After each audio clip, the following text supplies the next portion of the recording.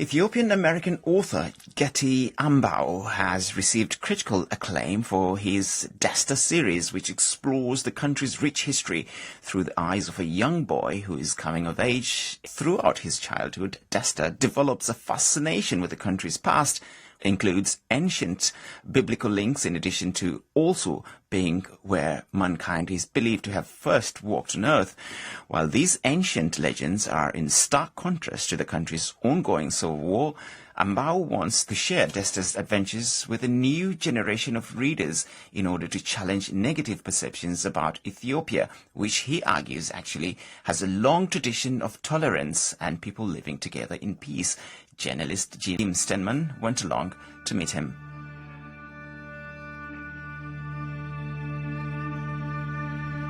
Ordinarily, Abraham would simply enjoy the cacophony of sound and activity surrounding him. This evening is different. His mind is taken by the rite of passage he will hold for his son, Desta, who turns 7 in a couple of days. He'll be inaugurated as a shepherd and assume all the responsibilities of a man. Getty, that's a section from the opening of your Desta series. It's a fascinating tale of a young boy coming of age in 1950s Ethiopia. Explain for me the significance of the scene that you just read for us. Yes, it is evening. Abraham is sitting on the lawn in front of his home, located at the bottom of a tall mountain. He is about to hold the ritual of passage for his son Desta, who will be turning 7 in a couple of days.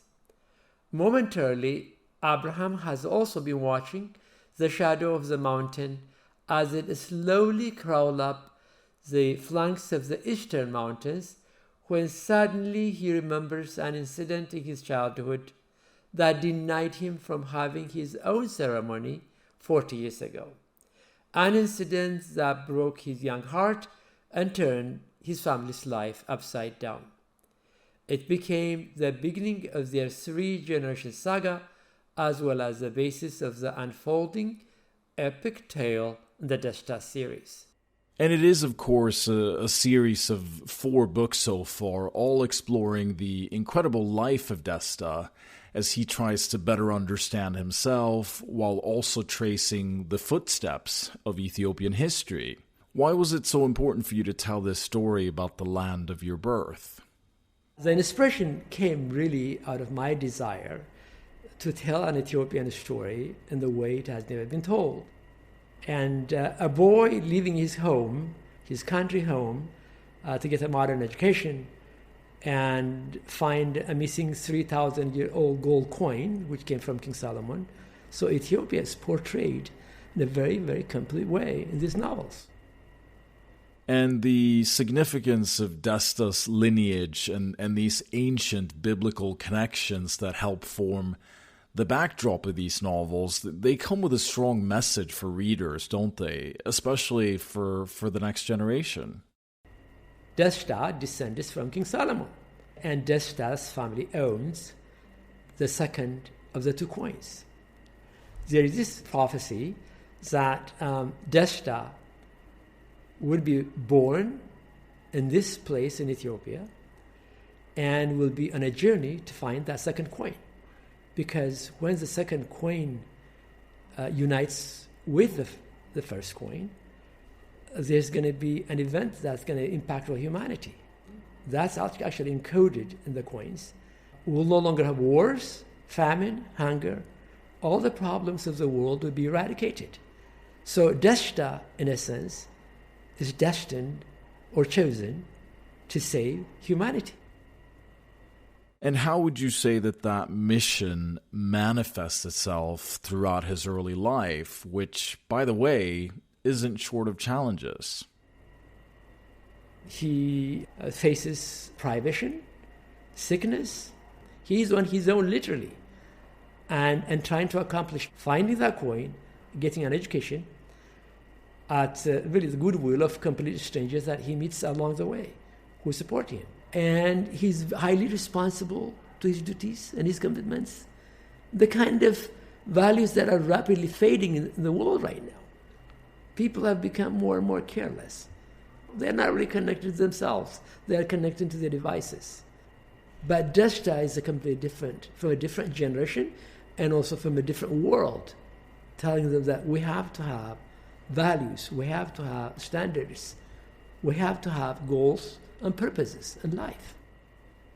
And Ethiopia, of course, has an incredibly rich past. It's considered the cradle of humanity, widely accepted as the first Christian country in Africa, and even offered sanctuary to the early followers of Islam when they were persecuted in ancient Mecca.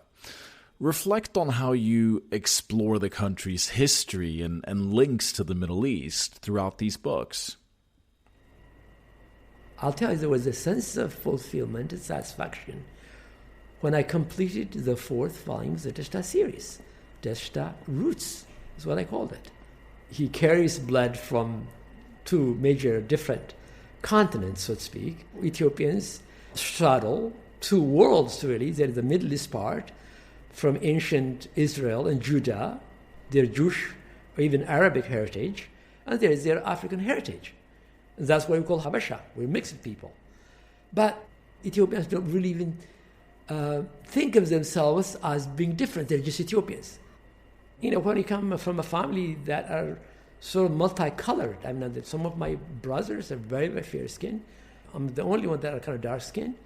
So I used to wonder, where did we come from?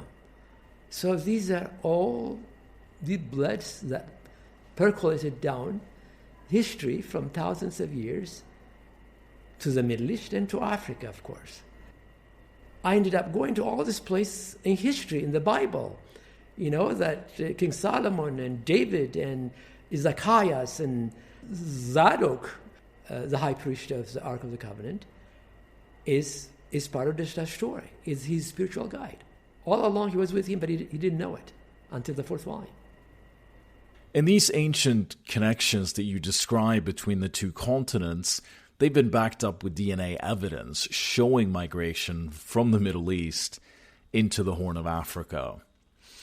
It's been a challenging time for Ethiopia recently.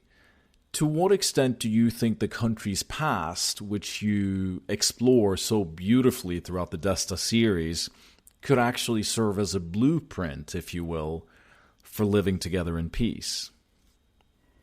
You know, there are all these multicultural, multilinguistic, you know, people that have coexisted for thousands of years. You know, Ethiopia will not fall apart, no matter how hard people will try to dismember or fracture it. Yes, there have been conflicts. Yes, there have been wars. But in the end, we're all Ethiopians. We're all one people.